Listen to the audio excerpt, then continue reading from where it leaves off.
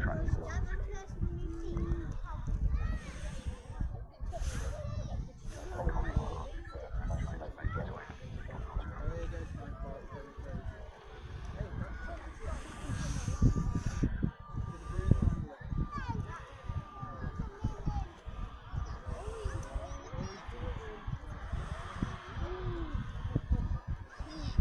There we go.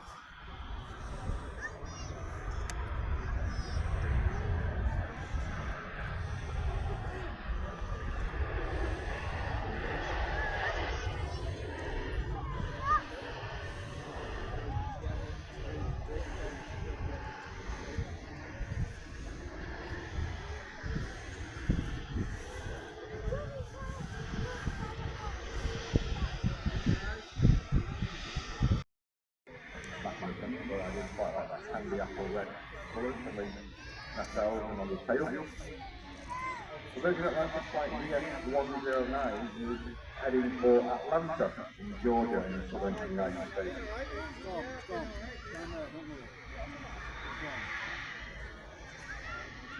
Saudi Airlines, quite a historic company, goes all the way back to March 1947 when they started operations. We currently have a pretty large fleet, 167 aircraft.